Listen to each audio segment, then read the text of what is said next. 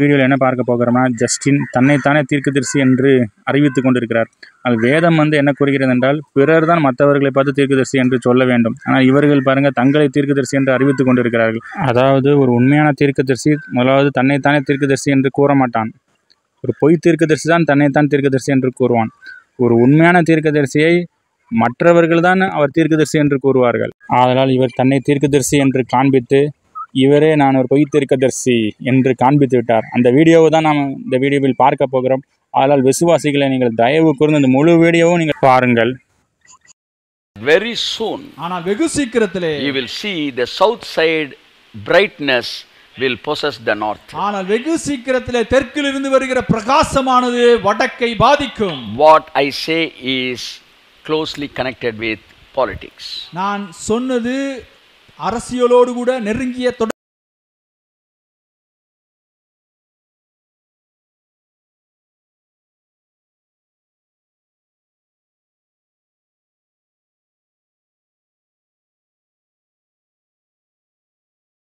May become prime minister and big position in north side. வெகு சீக்கிரத்திலே தென் தேசத்திலே இருக்கிற ஒரு சில அரசியல் தலைவர்கள் பிரதமராகி மிகப்பெரிய ஒரு தலைமையிலே இருப்பார்கள் என்பதை நாம் காண முடியும். I don't know, I am taking prophecies out of my control.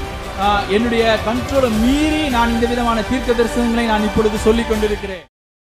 இங்கே ஜஸ்டின் அவர் என்ன கூறுகிறார் என்றால், அவன் 2021 சொன்ன தீர்க்க தரிசனம் இப்பொழுது நிறைவேறிவிட்டது என்று இன்றைக்கு ஒரு வீடியோ போட்டிருக்கிறார். அதாவது மோடி தோப்பார், அதாவது சந்திரபாபு நாயுடு, இப்போ நிதிஷ்குமார் அவங்களுடைய கண்ட்ரோலில் தான் இப்போ மோடி இருக்கிறார்.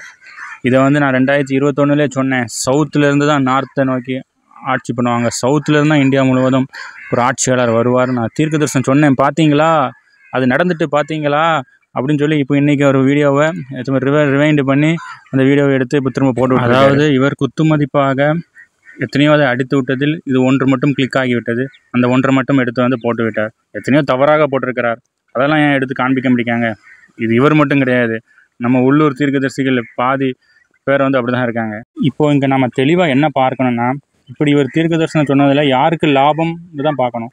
அதாவது வேதத்தில் உள்ள தீர்க்க தரிசனம் எல்லாரும் சொன்னாங்கன்னா, ஏசாயா தீர்க்க தரிசனம் சொன்னார், எசேக்கியேல் சொன்னார், யோவான் சொன்னார், இயேசு கிறிஸ்து சொன்னார். அவங்க சொன்ன தீர்க்க தரிசனமாக யாருக்கு லாபமாக இருந்தது என்றால் விசுவாசிகளுக்கு லாபமாக இருந்தது. ஆனால் இவர்கள் சொல்லுகிற தீர்க்க தரிசனம் யாருக்கு லாபம் என்றால் அவர்களுக்கு தான் லாபம். எப்படி என்றால், இவர்கள் சொன்ன தீர்க்க தரிசனத்தின் நிமித்தம் யாருக்காவது ஏதாவது பயன் இருக்கா? இவர் 2021 சொன்னார். இவர் சொன்னது இப்பொழுது 2024 இருக்கிறோம். அப்புறம் 2001 2024 வரைக்கும் 3 வருஷம். இந்த 3 வருஷத்தில் இவர் சொன்ன தீர்க்க தரிசனம் யாருக்கும் லாபமாக இருந்ததா? சொன்னாருங்கிறதே யாருக்குமே தெரியாது. இப்போ இது நடந்த உடனே குத்துமதிப்பாக ஒன்றில் நடந்த உடனே நான் சொல்லிட்டேன் பார்த்தீங்களான்னு கேட்காரு. அப்படின்னா இவர் இப்படி தீர்க்க தரிசனம் சொல்கிறதால் யாருக்கு லாபம்னா அவருக்கு லாபம். ஏனென்றால் உங்களை ஏமாற்றி அவர் பிரபலமாகிறார். ஆனால் வேதத்தில் உள்ள தீர்க்கதரிசிகள் ஏசாயா, எசேக்கியேல், யோவான், இயேசு கிறிஸ்து சொன்ன தீர்க்க தரிசனங்கள் எல்லாமே விசுவாசிகளுக்கு லாபகரமாக இருந்தது. எப்படி என்றால் விசுவாசிகளை காப்பாற்றுவதற்கு ஏதுவாக தான் தீர்க்க தரிசனம் அமைய வேண்டும். ஏனென்றால் யோசேப்பு தீர்க்க தரிசனம் சொன்னார், எகிப்தில் பஞ்சம் வரும் என்று. அது நிமித்தம் வந்தது. அது நிமித்தம் எகிப்து ஜனங்கள் காப்பாற்றப்பட்டார்கள். அதே போல தான் நோவா தீர்க்க தரிசனம் சொன்னார். ஆனால் நோவாவுக்கு கீழ்ப்படியவில்லை, ஆனால் காப்பாற்றப்படவில்லை. அதே போல தான். ஆனால் தீர்க்க தரிசனம் என்றால் நாம் முன்கூட்டியே நடக்கப் போகிற காரியத்தை முன்கூட்டியே நாம் கூறி, எதற்காக நாம் கூற வேண்டும் என்றால் விசுவாசிகள் காப்பாற்றப்பட வேண்டும். அது நிமித்தம் நிறைய ஆத்துமாக்கள் கிறிஸ்துவுக்கு நேராக வர வேண்டும். அதற்காக தான் தீர்க்க தரிசனம் சொல்ல வேண்டும். இல்லாமல் நான் பிரபலமாகிறதுக்கோ தீர்க்க தரிசனம் சொல்லக்கூடாது. ஆதலால் இவர் ஒரு பொய் தீர்க்கதரிசி என்பதை அவரே காண்பித்து விட்டார். எப்படி ஐயா என்று என்னிடத்தில் கேட்பீர்கள். ஆமாம், அவர் சொன்ன தீர்க்க தரிசனத்தை அவரே திரும்ப போட்டு காமிக்கிற பார்த்தீங்களா? பார்த்தா நான் சொன்னது பார்த்தியா, நடந்துட்டு பார்த்தியா, நான் சொன்னது பார்த்தியா, நடந்துட்டு பார்த்தியா அப்படின்னு அவரே போட்டு காமிக்கிற பார்த்தீங்களா?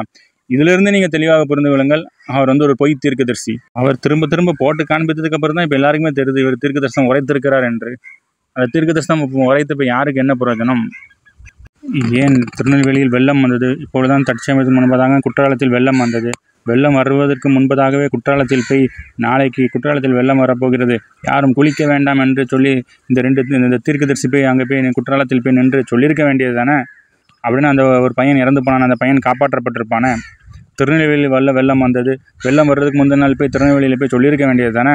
அப்படின்னா திருநெல்வேலி எத்தனையோ ஜனங்கள் காப்பாற்றப்பட்டிருப்பார்கள், எத்தனையோ பொருட்கள் காப்பாற்றப்பட்டிருக்கும் அல்லவா. அது நிமித்தம் எத்தனையோ ஜனங்கள் கிறிஸ்துவை ஏற்றுக்கொண்டிருப்பார்கள் அல்லவா. அதுதானே தீர்க்க தரிசனம். அப்போலாம் நீங்கள் என்ன தூங்கிக்கிட்டா இருந்தீங்க? அதால் விசுவாசிகளை தெளிவாக புரிந்து கொள்ளுங்கள், இவர்கள் வந்து பொய் தீர்க்கதரிசி. ஏனென்றால் தீர்க்க தரிசனம் என்றால் என்ன? முதலாவது அதாவது விசுவாசிகளை புரிந்து கொள்ளுங்கள், வேதமே ஒரு தீர்க்க தரிசன புத்தகம் தான்.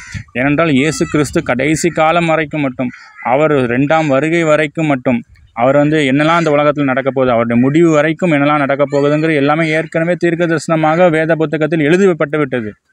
ஆனால் வேதமே ஒரு தீர்க்க தரிசன புத்தகம் தான். அதாவது தீர்க்க தரிசனம் என்றால் நடக்க போகிறதை முன்கூட்டியே தேவ மனிதனுக்கு அறிவிக்கிறது தான் தீர்க்க தரிசனம். சில காரியங்களை அவர் நடத்துவார், அவர் நடத்தப் போகிற காரியத்தையும் தேவ மனிதர்களுக்கு முன்கூட்டியே அறிப்பார். அதுதான் அந்த தீர்க்க தரிசனம். ஆனால் வேதமே ஒரு தீர்க்க தரிசனம் பார்த்தோம். இந்த உலகம் எப்படி போய் கடைசியில் முடிய போகிறது, அவர் 2ஆம் வருகை வரைக்கும் எப்படி நடக்கும் என்பது ஏற்கனவே வேதத்தில் இயேசு கிறிஸ்து எல்லாவற்றையும் தீர்க்க தரிசனமாக எழுதி வைத்து விட்டார். யோவான் வெளிப்படுத்துதல் கூட தீர்க்க தரிசனமாக எழுதி வைத்து விட்டார். இங்கே மத்தேயு 7:23 பாருங்கள். இங்கே வந்து இயேசு கிறிஸ்து தீர்க்க தரிசனம் எழுதுகிறார். அப்பொழுது, எப்பொழுது? கடைசி காலத்தில். அவர் எப்பொழுது எழுதினார்? 2000 வருஷத்துக்கு முன்பதாக. இதோ கிறிஸ்து இங்கே இருக்கிறார், அங்கே இருக்கிறார் என்று எவனாகிலும் சொன்னால் நம்பாதீங்கள். ஏனெனில் கள்ள கிறிஸ்துக்களும் கள்ள தீர்க்கதரிசிகளும் எழும்பி கூடுமானால் தெரிந்து கொள்ளப்பட்டவர்களையும் வஞ்சிக்கத்தக்கதாக பெரிய அடையாளங்களையும் அற்புதங்களையும் செய்வார்கள் என்று அப்பொழுதே இயேசு கிறிஸ்து இந்த தீர்க்க தரிசனமாக நமக்கு கொடுத்து விட்டு சென்று விட்டார். இந்த வசனம் இப்போ நமக்கு அவர் கொடுத்ததினால், நமக்கு இது இருப்பதனால் இப்போ விசுவாசிகள் நாம் எல்லாருமே காப்பாற்றப்பட்டு கொண்டிருக்கிறோம். இந்த இப்படிப்பட்ட கள்ள கிறிஸ்துக்களாலும் இந்த இப்படிப்பட்ட கள்ள தீர்க்கதரிசிகளாலும் இந்த வசனத்தை இயேசு கிறிஸ்து தீர்க்க தரிசனமாக அறிவித்தது நிமித்தம் நாம் காப்பாற்றப்படுகிறோம். அப்படியானால் இயேசு கிறிஸ்து அளித்த தீர்க்க தரிசனம், எல்லாரும் உண்மையான தேவ மனிதர்கள் அளித்த தீர்க்க தரிசனம் வந்து எதுக்காக என்றால் நம்ம காப்பாற்றப்படுவதற்காக. இப்பொழுது காப்பாற்றப்படுகிறோம் என்பதை கேட்பீர்கள். இங்கே அதே இயேசு கிறிஸ்து மத்தேயு 23:8 கூறுகிறார், கிறிஸ்து ஒருவரே உங்களுக்கு வந்து போதகராக இருக்கிறார்.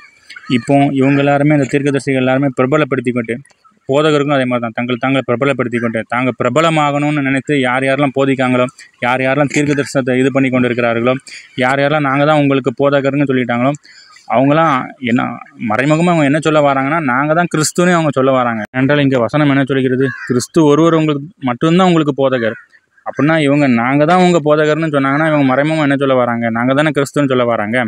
அதனால தான் இயேசு கிறிஸ்து அப்போதே தீர்க்க தரிசனம் எழுதுகிறார். கிறிஸ்து அங்கே இருக்கிறார், கிறிஸ்து இங்கே இருக்கிறான்னா எங்கேயும் நீங்கள் போக வேண்டாம், எந்த போதகம் பின்னாடி நீங்கள் போக வேண்டாம், எந்த தீர்க்கதரிசி பின்னாடி நீங்கள் போக வேண்டாம் என்று தான் இயேசு கிறிஸ்து வந்து கூறுகிறார். நீங்கள் என் பின்னாடி மட்டும் வாங்கப்பா அப்படின்னு தான் சொல்கிறாரு. விசுவாசிகளே, நீங்கள் கிறிஸ்து ஒருவரை மட்டுமே பின்பற்றுங்கள் என்பதை தான் இயேசு கிறிஸ்து வந்து நிறைவேற்றுகின்றார். இந்த ஓநாய்களோ கிறிஸ்துவை காண்பிக்காமல் தங்களை பிரபலப்படுத்தி காண்பித்து கொண்டும் தங்களை வந்து கிறிஸ்துவாக காண்பித்து கொண்டிருக்கிறார்கள் இவர்கள் மறைமுகமாக. அதாவது விசுவாசிகளை ஜாக்கிரதை. அதைத்தான் மத்தேயு 7:22 இயேசு கிறிஸ்து இதுவும் ஒரு தீர்க்கதரிசனமாகவே எழுதுகிறார். என்ன எழுதுகிறார் என்றால், அந்நாளில் அநேகர் என்னை நோக்கி, கர்த்தாவே கர்த்தாவே, உமது நாமத்தினால் தீர்க்க தரிசனம் உரைத்தோம் அல்லவா, உமது நாமத்தினாலே பிசாசுகளை துரத்தினோம் அல்லவா, உமது நாமத்தினாலே அநேக அற்புதங்களை செய்தோம் அல்லவா என்பார்கள். நான் உங்களை அறியேன் என்று அவர் சொல்லுவார்னு. இந்த வசனத்தின் தீர்க்க தரிசனமாக இயேசு கிறிஸ்து 2000 வருஷத்துக்கு முன்பதாகவே இந்த இப்படிப்பட்ட பொய் தீர்க்கதரிசிகளுக்கு வைத்துவிட்டு சென்று விட்டார். ஆதலால் நீங்கள் ஜாக்கிரதையாக ஒவ்வொரு விசுவாசிகளையும் இவர்களிடமிருந்து தப்பித்துக் கொள்ளுங்கள். இந்த வீடியோவை போட்ட உடனே கீழே பாருங்கள், அவருக்கு கமெண்ட்ஸ் பாருங்கள், அல்லேலூயா, ஆமேன், அல்லேலூயான்னு எல்லோரும் கீழே கமெண்ட்ஸ் போட்டு அவர் இந்த சொன்ன இந்த பொய் தீர்க்கதரிசியை வந்து அவரை புகழ்ந்து பாடிக்கிட்டு இருக்காங்க.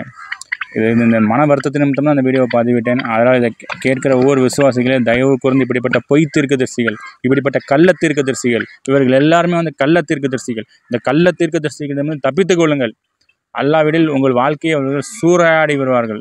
இவர்களிலிருந்து தப்பித்து கிறிஸ்துவின் இடத்திற்கு செல்லுங்கள். நன்றி.